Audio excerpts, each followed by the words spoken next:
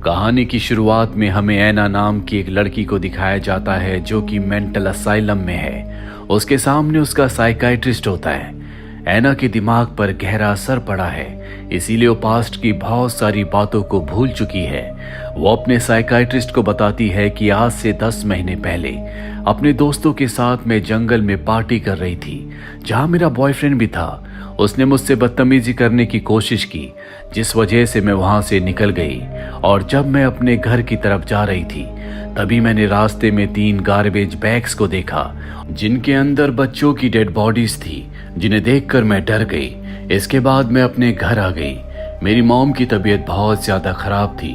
वो अपनी जिंदगी के आखिरी दिन गिन रही थी और अपनी जिंदगी के आखिरी दिनों में वो अपने वुडन हाउस में रहना चाहती थी, इसीलिए वो हमेशा वहीं रहा करती थी। और जब भी उसे किसी चीज की जरूरत होती तो वो अलार्म बजाकर हमें बुला लेती। जब मैं घर गई तो मैंने देखा कि मॉम अलार्म बजा रही है, जिसका मतलब ये है कि उनकी नर्स वहां पर उनके साथ नहीं थी।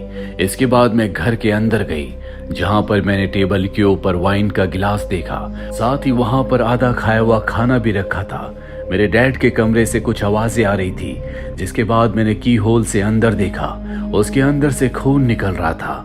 और ठीक उसी वक्त मेरी मॉम के वुड हाउस में एक बहुत बड़ा ब्लास्ट हुआ, जिसमें उनकी मृत्यु हो गई। इस सदमे को मैं बर्दाश्त नहीं कर पाई। कहानी वापस प्रेजेंट में आती है, जहां पर ऐना को साइकाइट्रिस्ट कहता है कि तुम्हें पास्ट की बातों को याद करने की कोई जरूरत नहीं है, उन्हें भूल जाओ। अब तुम पूरी तरह से ठीक हो, तुम घर जा सकती हो। ऐना बहुत खुश है। यहाँ पर एक पेशेंट होती है जो ऐना से कहती है कि तुम्हारे जाने के बाद मेरी कहानियां कौन सुनेगा। ऐना उसकी बातों पर ध्यान नहीं देती और अपने डैड के साथ गाड़ी से अपने घर की तरफ निकल पड़ती है। रास्ते में वो देखती है कि उसके डैड के डैशबोर्ड में एक किताब है। उसके डैड बताते हैं कि ये किताब मैंने तुम्हारे लिए और तुम्हारी सिस्टर के लिए लिखी है। तुम्हारी सिस्टर और साथ ही रेचल घर पर तुम्हारा इंतजार कर रहे हैं। रेचल दरअसल उसकी मॉम की नर्स थी, जो अब उसके पिता के साथ रहती है। घर आने के बाद वो देखती है कि उसकी सिस्टर स्विमिंग कर रही है। वो उसके पास जाना चाहती है, तभी उसके सामने नर्स आती है, जो ऐना से कहती है कि तुम्हारे आने की खुशी में हमने एक पार्टी रखी है। और अब ऐना अपनी सिस्टर के पास जाती है। उसकी सिस्टर कहती है कि मैंने तुम्हें इतने सारे लेटर्स लिखे थे, लेकिन तुमने किसी का जवाब नहीं दिया। ऐना बताती है कि मुझे तुम्हारा कोई लेटर नहीं मिला। उसकी सिस्टर समझ जाती है कि डैड ने उन लेटर्स को पोस्ट नहीं किया था, इसीलिए वो अपने डैड के पास जाती है और उनसे इस बात का जवाब मांगती है, लेकिन वो उसकी बात का कोई जवाब नहीं देते, जैसे वो उसकी बात सुनी नहीं रहे। ऐना दूर से सब कुछ देख रही होती है। इसके बाद ऐना घर के अंदर आती है, जहां पर वो देखती है कि उसकी मॉम का चौक बोर्ड जो सामने की दीवार पर था, अब वो वहां पर नहीं है। इस बारे में वो नर्स से पूछती है। नर्स बताती है कि मैंने घर को रेनोवेट करवाया था, उस बोर्ड का कोई काम नहीं था, इसीलिए मैंने उसे स्टोर रूम में रखवा दिया। मैं अब तुम्हारी नई मॉम बनने वाली हूँ। मैं तुम्हारे साथ बहुत अच्छे से रहना चाहती हूँ। ऐना इसके बाद स्टोर रूम में जाती है, जहाँ पर वो देखती है कि उसकी मॉम का चौक बोर्ड वहाँ पर है, साथ ही वो बेल भी, जिसे बजाकर उसकी मॉम दूसरों को अपने पास बुलाया करती थी। वो उस बेल को अपने कमरे में ले आती है और रात को जब ऐना सो रही होती है, तभी उसे लगता है कि दरवाजे के बाहर कोई है। दरवाजा खुल जाता है। ऐना डरकर अपना मुंह दूसरी तरफ करके सो जाती है, पर अब खून से सने हुए 2 हाथ बेड के ऊपर आने लगते हैं, जिससे डरकर वो जोर से चिल्लाती है। इसके बाद उसकी सिस्टर वहां पर आ जाती है, जो ऐना से पूछती है तुम ठीक हो। ऐना कहती है कि हाँ मैं बिल्कुल ठीक हूँ। इसके बाद उसकी सिस्टर देखती है कि वहां पर उसकी मॉम की बेल है। वो कहती है कि तुम्हें इस बेल को यहाँ पर नहीं लाना चाहिए था। नर्स ने इस बेल को एक पेट शॉप से खरीदा था, जिसके बाद उसने इस बेल को हमारी मॉम के हाथ में बांध दिया, ताकि जब भी वो घर के अंदर आए तो उसे और डैड को पता चल जाए, क्योंकि ये दोनों के दोनों हमारी मॉम को धोखा दे रहे थे। अगली सुबह ऐना अपनी मॉम के बोर्ड को एक बार फिर से दीवार पर टांग देती है। वहां पर उसकी सिस्टर भी होती है, पर जैसी नर्स वहां पर आती है, उसकी सिस्टर वहां से चली जाती है। नर्स ऐना से कहती है कि जब मैंने पहली बार तुम्हारी सिस्टर को और तुम्हारे डैड को बातें करते हुए देखा था, तो तुम्हारी सिस्टर तुम्हारे डैड से बहुत बुरी तरह से बात कर रही थी, पर मैं जानती हूँ कि तुम ऐसी नहीं हो। तुम एक अच्छी इंसान हो, तुम बहुत पोलाइट हो, और मैं चाहती हूँ कि इस घर में हम दोनों बहुत अच्छे से रहें। ऐना कहती है कि हाँ ऐसा ही होगा, और वो अपनी सिस्टर के साथ स्विमिंग करने के लिए चली जाती है। और जब ये दोनों के दोनों स्विमिंग कर रहे होते हैं, तभी वहां पर ऐना का बॉयफ्रेंड आ रहा होता है, जो कि डिलीवरी का काम करता है। उसे उसे देखकर ऐना की सिस्टर वहां से चली जाती है, जिसके बाद उसका बॉयफ्रेंड वहां पर आता है, जो ऐना से कहता है कि उस रात को जो कुछ हुआ मैं उसके लिए माफी चाहता हूँ। उस रात मैं तुम्हारा पीछा करते हुए तुम्हारे घर तक आ गया था, मैंने सब कुछ अपनी आंखों से देखा। तभी वहां पर नर्स आ जाती है, जो उसके बॉयफ्रेंड से सामान लेकर उसे यहाँ से वापस भेज देती है। अब रात को ऐना अपनी मॉम के लेक हाउस में जाती है, जहां पर उसे अपनी मॉम का घोस्ट दिखता है। उन्हें देखकर वो बहुत डर जाती है। उसकी मॉम का घोस्ट एक तरफ इशारा कर रहा होता है, जैसे उसे कुछ बताना चाहता हो। तभी वहां पर उसकी सिस्टर आ जाती है और ऐना को बताती है कि हमारी मॉम की मौत एक हादसे की वजह से नहीं हुई, बल्कि उनका मर्डर किया गया है। क्योंकि कभी भी ऑयल कंटेनर अपने आप ही लीक नहीं होता। ऑयल कंटेनर के लीक होने की वजह से ब्लास्ट हुआ था और उसे लीक करने वाला और कोई नहीं बल्कि नर्स ही थी, जिसने हमारे पिता को अपने जाल में फंसा लिया है। अब अगले दिन नर्स ऐना से कहती है, क्या तुम मेरे साथ मार्केट चलोगी? उस वक्त ऐना के साथ उसकी सिस्टर भी होती है, जो ऐना से कहती है कि तुम उसके साथ मार्केट जाओ, ताकि उस वक्त में मैं उसके कमरे की तलाशी ले सकूं।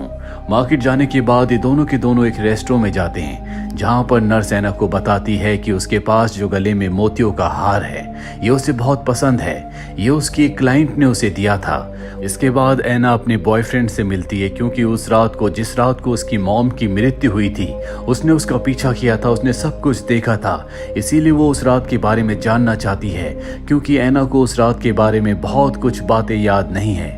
वो कहती है कि उस रात को क्या हुआ था। उसका बॉयफ्रेंड कहता है कि मैं तुम्हें रात को रॉक्स पर मिलूंगा, वहीं मैं तुम्हें सब कुछ बताऊंगा। तभी वहां पर नर्स आ जाती है।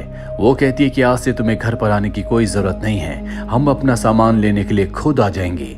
इसके बाद ये घर वापस आ जाते हैं, जहां पर ऐना नर्स के कमरे में जाती है, जहां पर पहले से उसकी सिस्टर होती है, जो उसके कमरे की तलाशी ले रही है। ये देखते हैं कि उसके कमरे में एक बैग है, जिसके अंदर बहुत सारे इंजेक्शन हैं, उसमें नशीली दवाएं भी हैं। उन्हें शक होता है कि नर्स ये दवाएं उनकी मॉम को दिया करती थी। अब रात को ऐना अपनी सिस्टर के साथ रॉक्स पर अपने बॉयफ्रेंड से मिलने के लिए जाती है, लेकिन वो वहां पर नहीं आता। इसके बाद ये अपने घर वापस आ जाते हैं, जहां रात में उसका बॉयफ्रेंड खिड़की से उसके कमरे में आता है और कहता है कि मैं तुम्हें सब कुछ बताना चाहता हूँ। इसके बाद उसकी बॉडी अपने आप ही अकड़ना शुरू हो जाती है, उसे कुछ हो जाता है। ऐना भागकर कमरे से बाहर आ जाती है और ठीक उसी पल उसकी नींद खुल जाती है। दरअसल ये उसका एक सपना था और अगली सुबह वो देखती है कि बाहर पुलिस पानी से किसी की बॉडी को बाहर निकाल रही है और ये बॉडी उसके बॉयफ्रेंड की होती है, जिसकी अब मृत्यु हो चुकी है। उसे किसने मारा किसी को कुछ नहीं पता, लेकिन ऐना को और उसकी सिस्टर को नर्स के ऊपर शक है। ऐना अपने डैड के पास जाती है और कहती है कि मेरे बॉयफ्रेंड का और मेरी मॉम का किसी ने मर्डर किया है, उनको मारने वाला कोई एक ही इंसान है। दरअसल उसका इशारा नर्स की तरफ होता है, लेकिन उसके डैड कहते हैं कि तुम्हें नर्स के बारे में ये सब कुछ नहीं सोचना चाहिए। और अब उसके डैड के जाने के बाद ऐना की सिस्टर ऐना से कहती है कि हमें नर्स के पास्ट के बारे में पता लगाना होगा, क्योंकि उसका अगला शिकार हम भी हो सकते हैं। जिसके बाद ये उसकी इंक्वायरी करते हैं, लेकिन उसकी कोई भी डिटेल किसी भी हॉस्पिटल में नहीं मिलती। ये समझ जाते हैं कि उसने अपना नाम बदला है। अब ऐना नर्स के कमरे में जाती है और बातों ही बातों में उससे पूछती है, क्या तुमने अपना नाम बदला है, क्योंकि तुम्हारी डिटेल्स किसी भी हॉस्पिटल में नहीं है। इस बात से नर्स को गुस्सा आता है। वो कहती है कि तुम्हारे डैड को और मुझे लगता है कि हमें तुम्हें हॉस्पिटल से अभी वापस नहीं लाना चाहिए था, और वहां से चली जाती है। आज रात को इनके घर में पार्टी होती है, जहां पर गेस्ट आए हुए होते हैं। यहाँ पर ऐना के डैड कहते हैं कि तुम्हें नर्स की यानी कि रेचल की मदद करनी चाहिए। वो उसकी मदद करने के लिए वहां पर जाती है। नर्स कहती है कि कुछ गार्बेज बैग है, उन्हें तुम बाहर रख कर आ जाओ। ऐना किचन में जाती है, जहां पर गार्बेज बैग रखा होता है, और तभी वो देखती है कि गार्बेज बैग हिल रहा है। वो उसके पास जाती है और ठीक उसी वक्त उसे उसी बच्ची का घोस्ट दिखता है, जिसे वो पहले भी देख चुकी है। वो बच्ची का घोस्ट कहता है कि अगली बारी तुम्हारी है, जिससे ऐना डर जाती है। सारा खाना गिर जाता है। उसके डैड को और नर्स को लगता है कि उसने जानबूझकर ऐसा किया है। पार्टी खत्म होने के बाद ऐना अपने डैड के पास जाती है। वो उन्हें समझाने की कोशिश करती है कि नर्स एक अच्छी इंसान नहीं है, उसने अपना नाम बदला है, वो हम सबको धोखा दे रही है। पर उसके डैड उसकी बात नहीं सुनते और कहते हैं कि शायद मुझे डॉक्टर से दोबारा बात करनी होगी, और वैसे भी मैं और रेचल यानी कि नर्स दोनों जल्दी शादी करने वाले हैं। अगले दिन उसके डैड घर से चले जाते हैं, जिसके बाद नर्स उसे कहती है कि तुम तैयार हो जाओ, हमें तुम्हारे बॉयफ्रेंड के फ्यूनरल पर जाना है। ये दोनों के दोनों फ्यूनरल पर पहुंच जाते हैं, जहां पर ऐना को एक बार फिर से उस बच्चे की आत्मा दिखती है। उसके साथ 2 लड़के भी होते हैं। ऐना उनके पीछे जाती है और तभी उसका पैर स्लिप हो जाता है। वो जिस ग्रेव के ऊपर गिरती है वो 3 बच्चों की होती है। ये वही बच्चे हैं जिनकी आत्माओं को उसने देखा था। ये तीनों के तीनों भाई बहन हैं। घर आने के बाद वो इंटरनेट पर उनके नाम को सर्च करती है, जिससे ऐना और उसकी सिस्टर को पता चलता है कि इन तीनों बच्चों की मॉम की मौत एक कार एक्सीडेंट में हुई थी, जिसके बाद इनके लिए एक नर्स को केयरटेकर को हायर किया गया था। और उसके हायर करने के कुछ ही दिनों बाद इन तीनों बच्चों को किसी ने नशीली दवा दी और इन्हें मार दिया। इनकी मृत्यु के बाद केयरटेकर ने उन्हीं के पिता से शादी कर ली और अब ये पूरी फैमिली की फोटो देखते हैं। ये देखते हैं कि उन बच्चों की मॉम के गले में मोतियों का एक नेकलेस है और ये वैसे ही नेकलेस है जैसा नर्स के गले में है। ये समझ जाते हैं कि उन तीनों बच्चों की जो केयरटेकर थी वो और कोई नहीं बल्कि रेचल ही थी, जो इनकी मॉम की नर्स थी और अब इनके पिता से शादी करने वाली है। ये तय करते हैं कि ये उस मोतियों के नेकलेस को हासिल करके पुलिस के पास ले जाएंगे ताकि उसे सजा दिलवा सके, क्योंकि ऐना का मानना है कि उसकी मॉम को और उसके बॉयफ्रेंड को और किसी ने नहीं बल्कि नर्स ने ही मारा है। अब रात को ऐना की सिस्टर ऐना से कहती है कि तुम नीचे जाकर कार की चाबियों को हासिल करो, मैं नर्स के कमरे में जाती हूँ जहाँ से मैं मोतियों के हार को लेकर आऊंगी, जिसके बाद हम पुलिस के पास जाएंगे। और अब जब ऐना नीचे होती है तभी उसे अपनी सिस्टर के चिल्लाने की आवाज़ आती है, जिसके बाद नर्स उसके कमरे में आती है और कहती है कि तुम्हें ऐसी गलती नहीं करनी चाहिए थी। उसके हाथ में मोतियों का हार होता है। वो कहती है कि मैं तुम्हें मारना नहीं चाहती थी बल्कि तुम्हारी मॉम बनकर तुम्हारे साथ रहना चाहती थी। इसके बाद वो उसे इंजेक्शन लगाने की कोशिश करती है, लेकिन ऐना उसके ऊपर हमला करके उस कमरे में चली जाती है जहां पर उसकी सिस्टर है, जो बुरी तरह से जख्मी है क्योंकि नर्स ने उसे जख्मी किया है। अब वो भागकर गाड़ी तक पहुंच जाती है। नर्स उसे रोकने की कोशिश करती है लेकिन वो उसे रोक नहीं पाती, जिसके बाद वो सीधा पुलिस स्टेशन जाती है जहां वो शेरिफ के सामने मोतियों का हार रख देती है, जो कि सबूत है। वो बताती है कि आज से कुछ सालों पहले एक पूरी फैमिली को एक नर्स ने मार दिया था। वो नर्स अब हमारे घर में है। उसी ने मेरे बॉयफ्रेंड को, मेरी मॉम को मारा है, साथ ही मेरी सिस्टर को जख्मी किया है जो इस वक्त घर पर है। ये मोतियों का हार उसके खिलाफ एक बहुत बड़ा सबूत है। आप मेरे साथ चलिए और उस नर्स को गिरफ्तार कर लीजिए। शेरिफ कहते हैं कि तुम्हें कुछ देर यहाँ पर रुकना होगा, पहले मुझे इन्वेस्टिगेशन करनी होगी।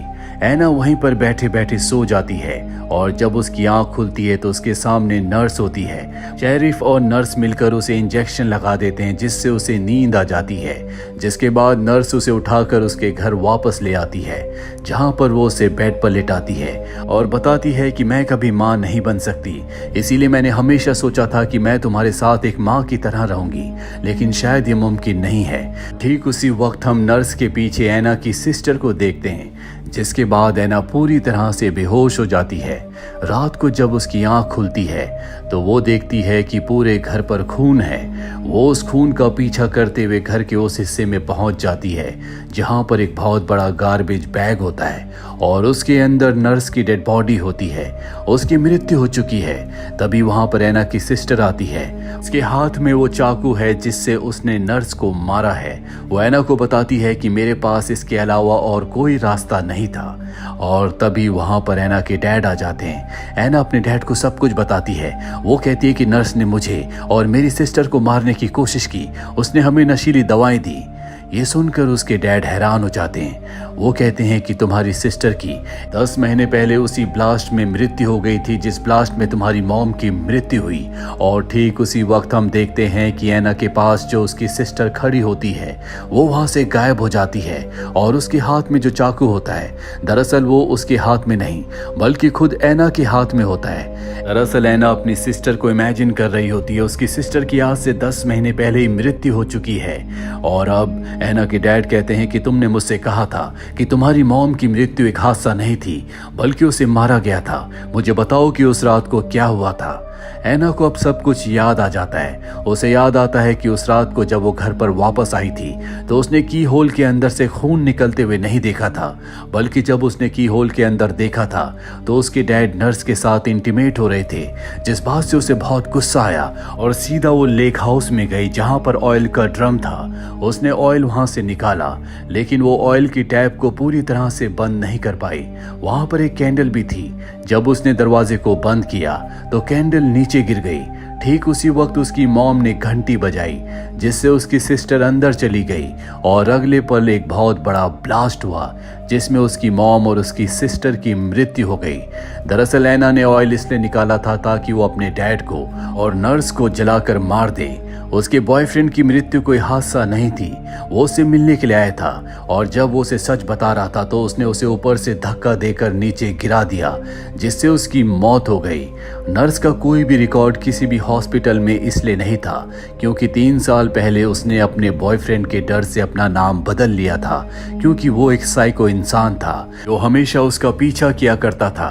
और अब क्योंकि ऐना ने नर्स को मार दिया है, इसीलिए उसे मेंटल असाइलम में वापस भेज दिया जाता है, यहाँ पर उसके सामने वही पेशेंट होती है जो उसे हमेशा कहानियां सुनाया करती थी। इसका नाम होता है मिल्ड्रेड कैंप और ये वही नर्स है जिसने उन तीनों बच्चों को मारा था। उनकी कहानियां वो ऐना को सुनाया करती थी। वो सब बातें हमेशा ऐना के दिमाग में घूमती रहती थी, इसीलिए उसने बहुत सारी चीजों को हेल्यूसिनेट कर लिया था। नर्स की कोई गलती नहीं थी, उसने कभी उसकी मॉम को नहीं मारा, ना ही उसने कभी किसी बच्चे को मारा था। वो निर्दोष थी, लेकिन ऐना की अपनी बीमारी की वजह से उसे अपनी जान से हाथ धोना पड़ा और ऐना एक बार फिर से वहीं वापस आ गई जहां से वो 1 महीने पहले निकली थी। तो ये थी पूरी कहानी इस फिल्म की। उम्मीद करते हैं कि ये कहानी आपको पसंद आई होगी।